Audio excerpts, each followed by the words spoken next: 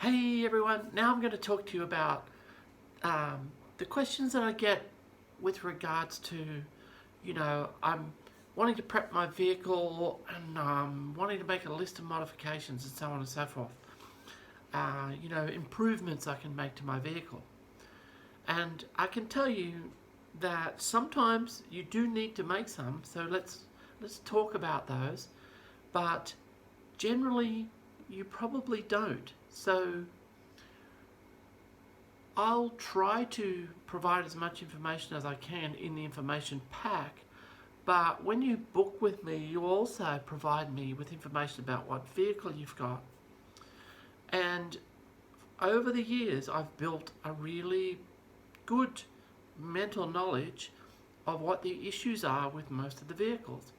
And I have to say that in general, for most trips, most of the vehicles are quite capable of completing the trips that we do.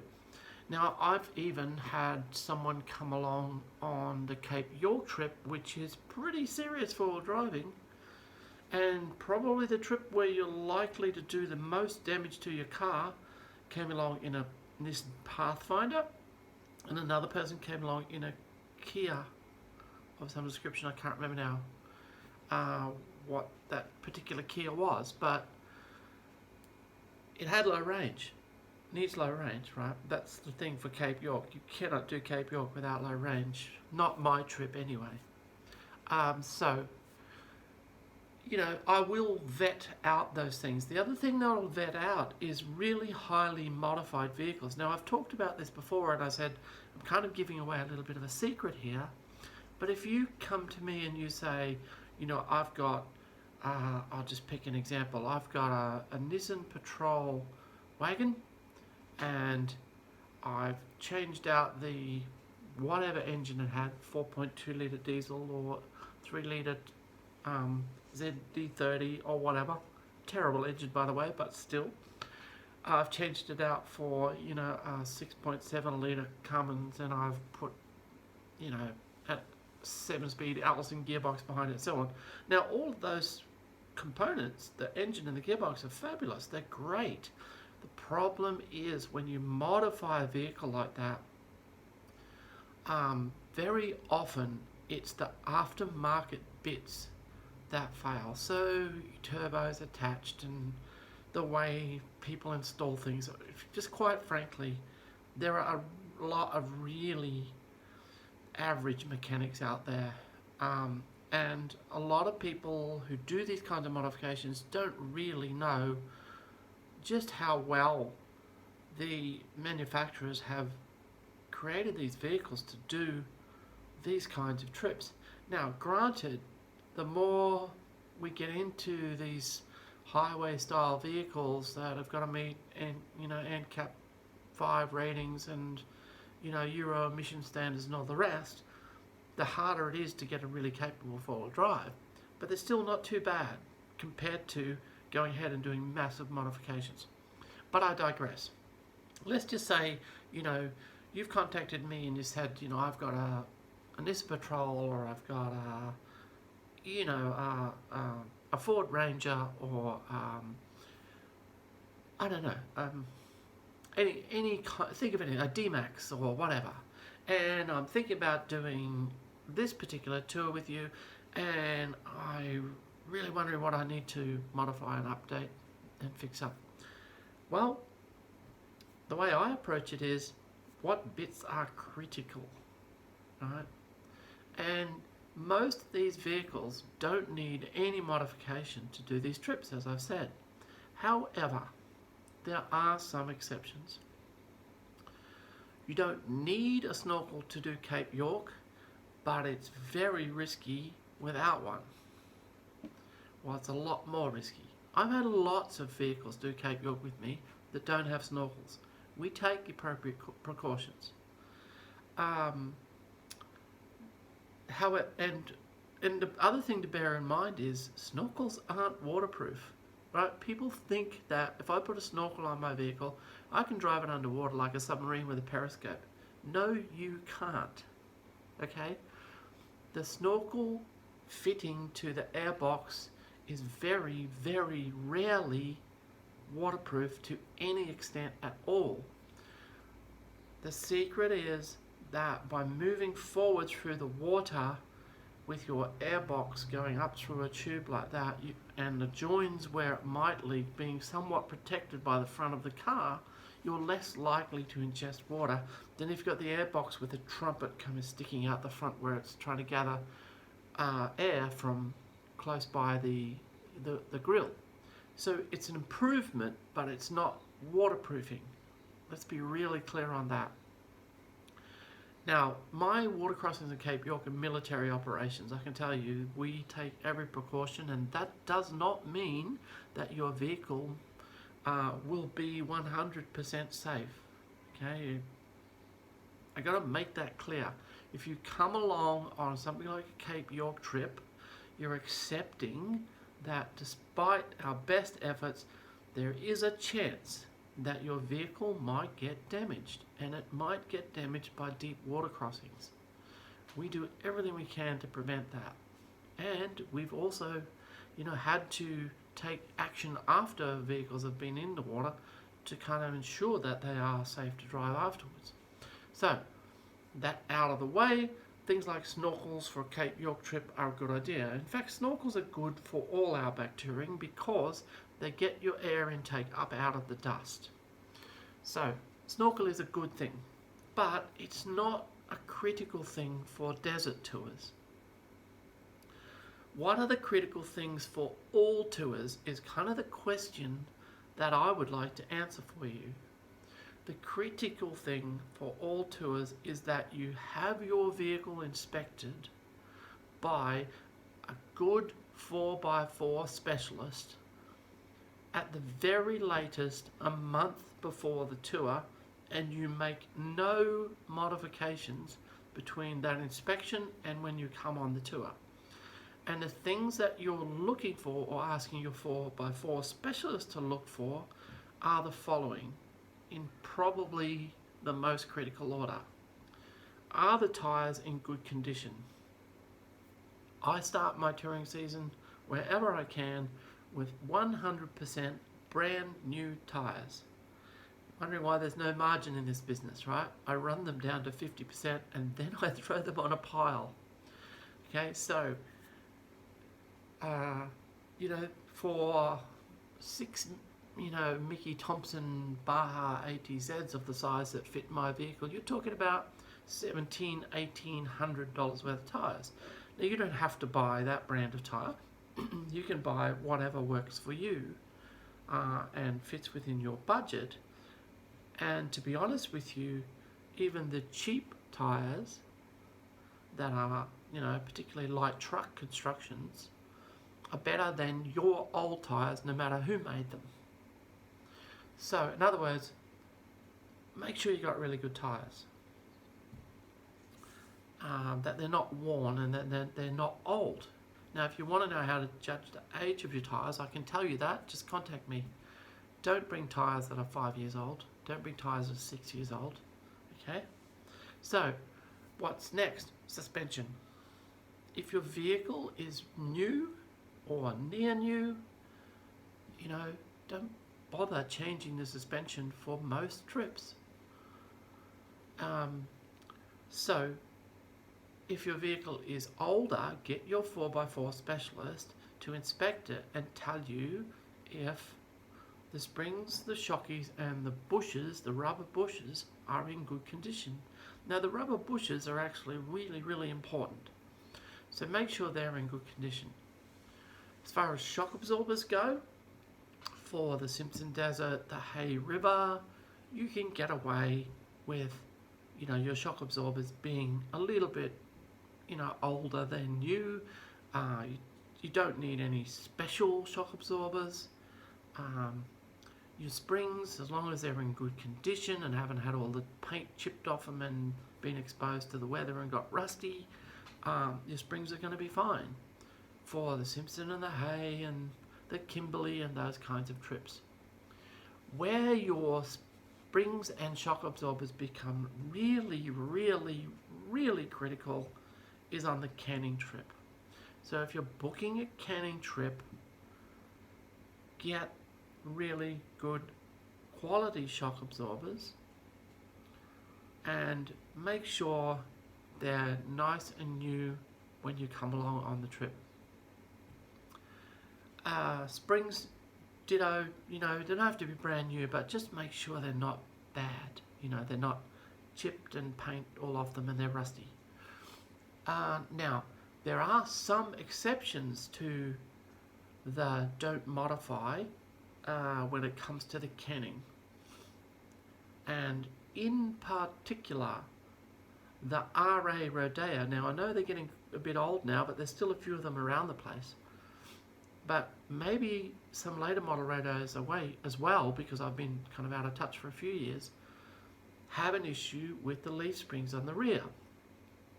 They come up and they do a kind of little S-bend like that before they go to the I at the front, if I remember correctly. Like an itchy nose. So, they will break on the canning. They will break. Okay? I don't mean to make an example of anybody here, but I had a person who desperately wanted to do the canning, and I desperately wanted them to come. They were actually friends of mine. And I told them that they would have trouble with their springs and they really should either modify them or bring along our spare mains and we'll fix them if they break. And they didn't take that advice and they only got to well 5 and the springs broke. So,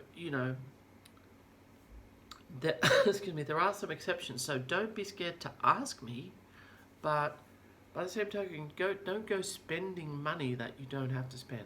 Good tyres, good shock absorbers, good springs, good suspension rubber. Make sure your exhaust system isn't going to fall off.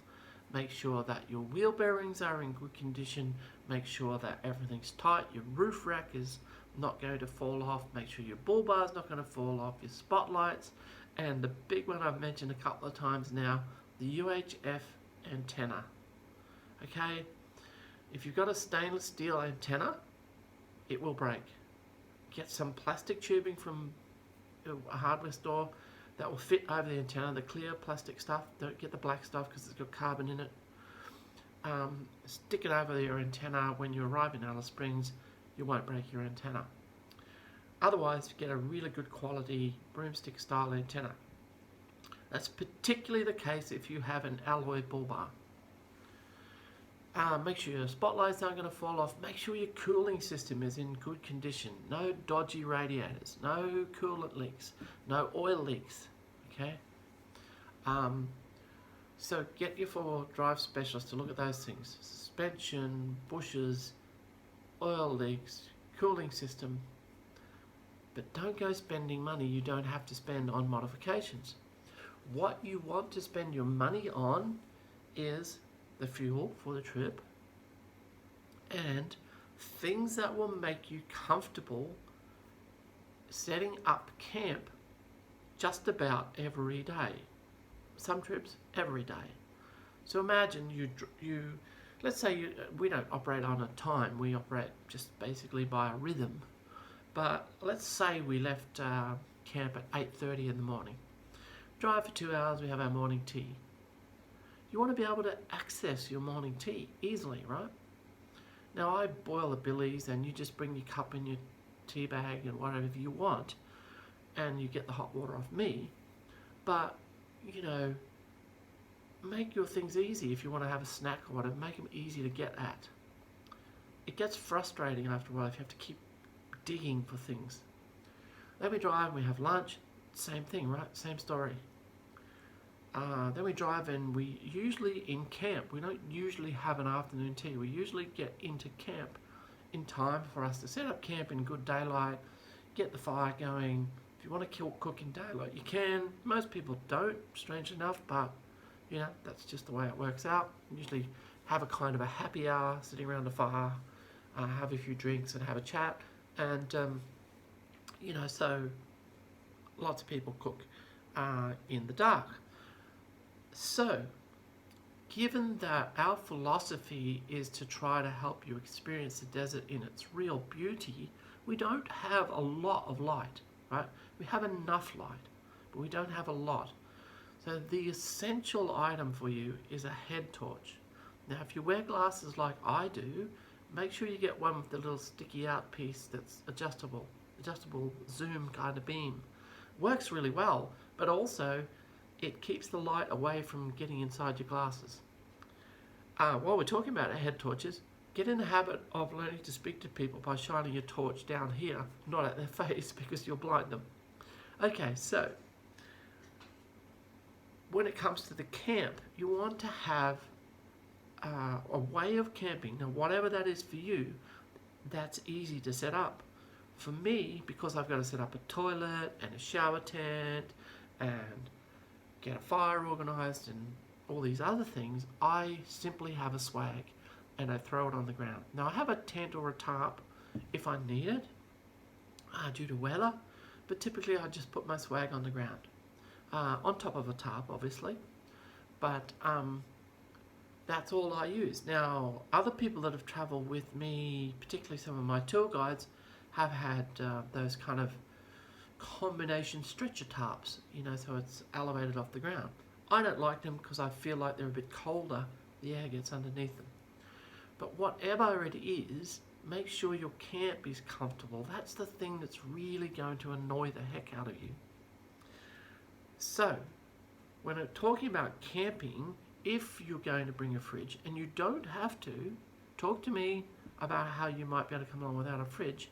Many of my European clients arrive here, buy a second-hand four-wheel drive or hire a four-wheel drive, and they don't have a fridge. They're used to, adventuring in the mountains, and they're not used to having a fridge. They don't want one. You can have a fairly decent kind of evening meal, lunchtime meal, without having a fridge. Not my preferred way to do it, although I've done it lots of times. I did lots of cycle touring, lots of hiking. I cycled around New Zealand. I can't carry a fridge on a push bike. So, there are ways to do this. It just seems that Aussies have got used to this notion of having a fridge in their four-wheel drives. So if you have a fridge in your four-wheel drive, it's really important that you ensure you don't flatten your starter battery.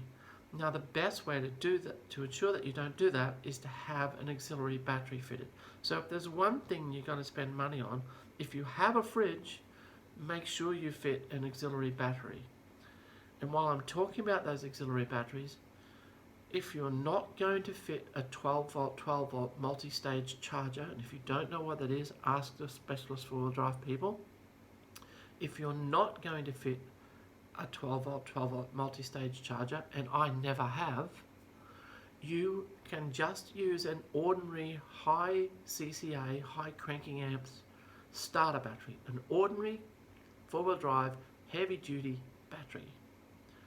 Don't use a deep cycle, don't use an AGM, don't use anything special under the bonnet if you're not going to use a multi-stage charger or solar panels, right? In fact, for many, many, many years, my charging system for my battery consisted of a 40 amp relay worth about $5 that was switched by the alternator charge wire. So you have your little light on your dashboard, the light comes on when the alternator isn't charging. Well, when the voltage gets supplied back along that line, it zeroes out the voltage and turns the light off. Now that wire can be used to switch a relay, a cheap $5 relay. I carry spares. That relay connects the two batteries together through a tiny 3mm wire. I mean, that's what charges your main battery anyway, is a little tiny 3mm, 2.5mm wire. So you can have a very simple charging system, and if you want information on that, I'm happy to provide it to you. Now, it's not smart, it doesn't recognize when your battery's getting low, it just connects the two of them together. It's not a clever piece of equipment, but it's the way we did it for decades. Right? We didn't spend $200, $300, $400 on fancy charging systems. We ran a second starter battery and we ran a simple relay to run the charge current to both batteries. So if you want to do that, do that. But if you're going to fit an AGM or a deep cycle battery of any kind and you want to charge it with the car's alternator, let me tell you, it won't work properly. You will find your fridge switching off and playing up because your battery will only get to 60% a state of charge. Now, armchair experts will tell you, oh, it'll charge more than 60%. They don't know what they're talking about. 60% state of charge is a very specific term. So anyway, I'm not going to go into the technicalities of that. Just know that a deep cycle battery will not charge properly on an alternator. If you're going to use a deep cycle or AGM battery, you'll need a multi-stage charger. You don't need an AGM battery or a deep cycle battery. You can just use an ordinary starter battery of high cranking amps. You don't need a special battery management system. You can just use a simple relay circuit, which I'm happy to provide to you if you're competent enough to wire the thing up yourself. Carry some jumper leads, or I carry them anyway, so that if you need to start from your auxiliary battery, you can. Easy, right? So, there's a lot of marketing hype out there that's designed to sell you stuff that nobody ever used 20, 30, 40 years ago. So the other thing is, don't have all these power-sucking things. You don't need your phone charging in the Simpson Desert because you can't use it. Right? Turn it off. It'll still be charged when you get to Birdsville. You don't need laptop. If you've got kids or something, different story, right? But you don't need all these pieces of equipment in your car running. If you want to use lights, use LED lights. Don't have lots and lots of lights. Just have enough to do the job. Keep your camp really simple. It makes it much more pleasant. Have a pair of slip-on shoes that you can put on to walk to the toilet in the middle of the night. Have a little container that you can put a moist cloth in to wipe your feet, etc. when you get back, so you don't go into bed with dirty feet, right? These are all little things that make a difference. But when it comes to your car, just make sure it's in really good condition. Unless you're doing the canning, then make sure that, if you can fit shock absorbers that are going to be able to handle lots and lots of corrugations. So bigger bore, remote canister type oil supply, that kind of thing is better than standard shock absorbers, but plenty of us have done the canning with standard shock absorbers.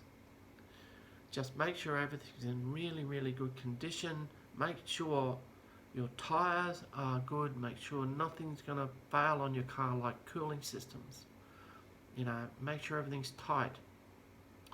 The other thing, I've seen vehicles set up really badly. For instance, I had one vehicle come on a tour one time. I think it was the Koni, yes it was. And the roof rack was attached to both the tray and the cabin. Now, anyone who knows anything about four-wheel driving will tell you that is going to break. The tray and the cab move independently of each other, so you can't connect the two together with a roof rack. Things like that, So just make sure that your car is really in good condition, that nothing's going to break. Don't go spending money on lots of upgrades. If you're doing Cape York, fit a snorkel. If you're doing the canning, think really carefully about the best suspension that you can put on. That's, pretty much it. Make the rest about your comfort. Hope that helps.